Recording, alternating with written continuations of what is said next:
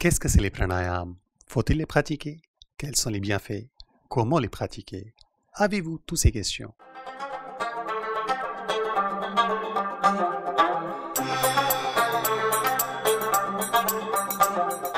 Namasté, je suis Pankaj, le fondateur de Yoga Laboratorium, le site où on va bien au-delà des asanas. Et aujourd'hui, parlons des pranayams. Pranayam, c'est la vient de deux mots, prana et ayam. Et afin de comprendre pourquoi il faut les pratiquer, afin de comprendre pourquoi c'est important, il faut d'abord comprendre qu'est-ce que c'est prana. Très souvent, maintenant, on va toujours parler de la respiration. Exercice de respiration, c'est souvent la traduction qui est utilisée pour les pranayams. Mais respiration n'est que la forme la plus grossière de prana. Prana, c'est l'énergie vitale, l'essence de la vie, plus exactement.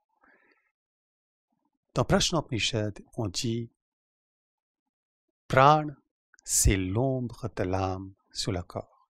Tout ce qu'on est en train de faire, quand je soulève mon bras, quand je parle, quand vous écoutez, quand on est en train de discuter, réfléchir, manger, tout cela, ce sont des manifestations de prana. Chaque chose que nous faisons, c'est prana. Imaginez alors si quelque chose pouvait nous donner la maîtrise de ce prana. Est-ce qu'il y aura même une chose dans la vie qui sera difficile? Ayam, c'est le deuxième mot. Et très souvent maintenant, on va parler de contrôler, restreindre. Littéralement, ce n'est pas inexact.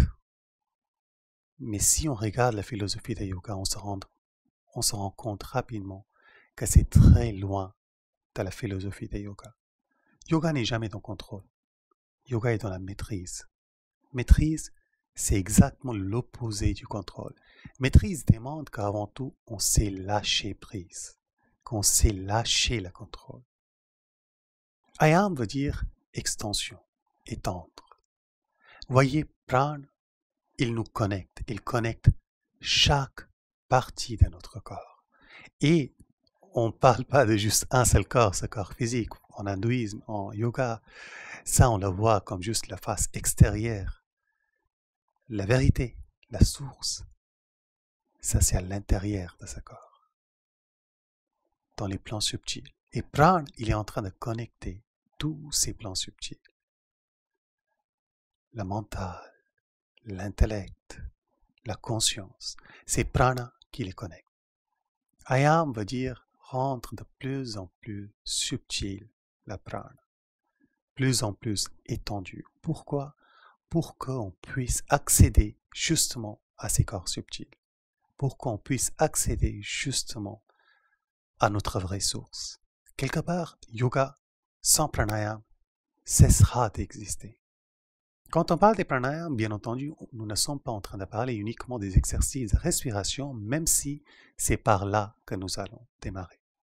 Pranayam se fait beaucoup plus dans le mental aussi. Quand on pratique les pranayams, il y a plusieurs choses qui sont importantes. Première chose, c'est être détendu. Tant qu'on n'est pas détendu, on ne peut pas réellement pratiquer les pranayams. On peut pratiquer les exercices de respiration et ils sont intéressants et importants, justement pour pouvoir détendre, mais pranayam démarre quand le corps est déjà détendu, quand l'esprit est déjà détendu. Deuxième chose qui est importante dans les pranayams, c'est apprendre à compter le souffle. Chaque souffle, chaque respiration durant la pratique des pranayams est minutieusement, précisément décidé. Parce que la façon de respirer, si par exemple mon inspire est égal à mon expire, l'effet ne sera pas du tout le même que si mon expire était plus lente que l'inspire. Pareillement, si mon expire était 2 fois plus lente que l'inspire, ou 3 fois plus lente que l'inspire, l'effet sera différent. Troisième chose qui est importante quand on pratique les pranayams, c'est apprendre le souffle conscient.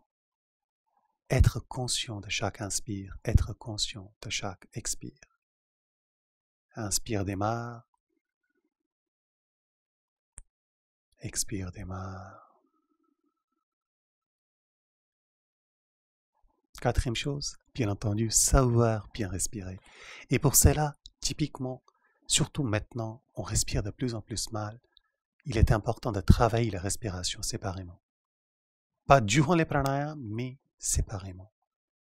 Notamment, respiration par le ventre, respiration par la cage thoracique, respiration par le haut des clavicules. Quand on pratique une respiration yoga, que ce soit durant les asanas d'ailleurs ou que ce soit durant les pranayams, il faut que l'intégralité de notre corps soit ouverte. Quand on expire complètement. Savoir faire la vide est important pour la pratique des pranayams. Dans les pranayams, il y a 4 étapes. La première étape s'appelle Rechaka. Rechaka veut dire expirer.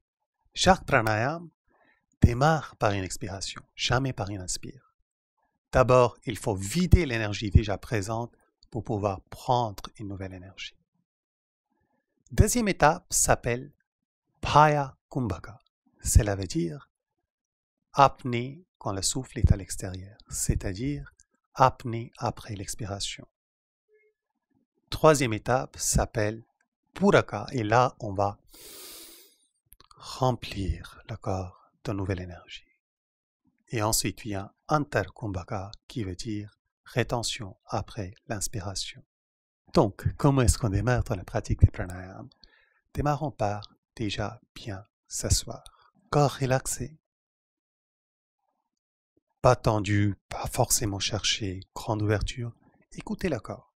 Bien entendu, c'est important de rester ouvert, mais ouvert naturellement, sans forcer. Démarrer en relaxant la mâchoire, relaxant le front. Ce sont deux parties du corps qui se contractent très vite et ils vont coincer notre énergie. Les épaules en arrière, loin des oreilles, mais de nouveau, naturellement.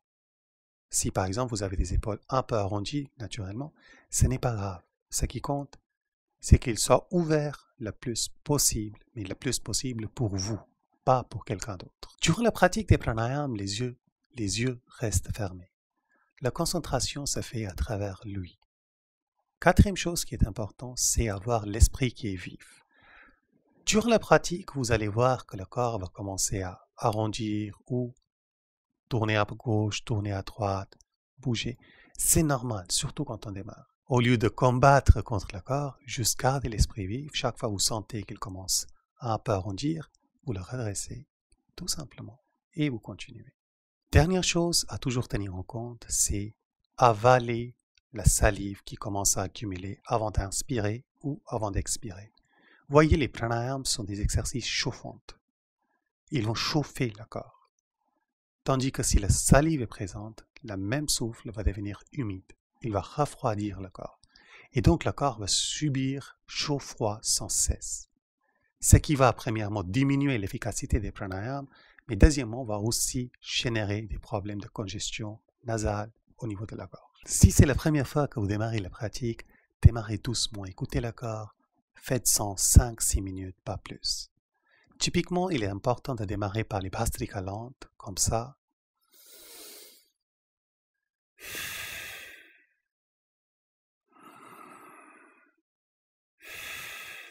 Déjà ouvrir le corps, savoir respirer à travers le ventre, à travers les abdominaux. Travailler les apnées, c'est-à-dire les rétentions après inspire et expire, petit à petit. Au début, vous pouvez faire les pranayams sans quelconque rétention, mais travaillez séparément le fait de retenir le souffle sans trop stresser le corps. De nouveau, important de rester toujours vif, toujours présent, pour justement savoir quand le corps commence à trop se stresser. Si le corps est important, le mental l'est aussi. Vous verrez dans certains pranayams, vous pourrez avoir des sensations d'anxiété. C'est en train de montrer que vous avez certaines peurs encore non travaillées. Et c'est normal. Mais si vous êtes à l'écoute, vous comprendrez, vous capterez quand il faut arrêter avant qu'il y ait des choses qui commencent à soulever qu'on n'est pas encore prêt à pouvoir maîtriser. Une simple pratique matinale, je vous donne un exemple, pourrait être démarrer par Bhastrika Pranayam. Donc, 10 répétitions, pas plus. Grande inspire, grande expire, juste 10 fois. Ensuite, aller sur Nadi Shodhana, qui est une respiration purificateur, un pranayam purificateur, qui envoie l'énergie solaire dans les canaux lunaires et l'énergie lunaire dans les canaux solaires. Pareil, faites 10 répétitions. Faites 10 répétitions de Surya Bhedana qui envoie l'énergie solaire dans les canaux lunaires, ainsi augmentant l'énergie active dans notre corps, dans notre esprit. 10 répétitions. Terminez avec Ujjayi Pranayam, Ujjayi qui se pratique en respirant à travers la gorge, en fermant un peu le glotte. Faites 20 répétitions où l'inspire est égal à l'expire. Ensuite, juste allongez-vous 5 minutes, Shavasana, posture du cadavre, et respirez lentement d'une façon posée, avec un expire qui est plus lente que l'inspire. J'espère que cette vidéo vous aura aidé, qu'il vous aura donné envie d'approfondir la science des pranayams, envie d'apprendre un peu plus. Il y a un article qui accompagne la vidéo que vous trouverez sur le site internet. Vous avez le lien juste en bas. N'hésitez pas à la lire, il vous donne encore plus d'informations. Si la vidéo vous aide, n'hésitez pas à vous abonner à la chaîne de Yoga Laboratorium. Nous avons également un newsletter dédié aux professeurs de yoga qui vous aide à mieux enseigner, approfondir, affiner la science de yoga. Vous trouverez toutes les informations dans la description en bas. Avec cela, je vous souhaite une très belle journée. Namaste.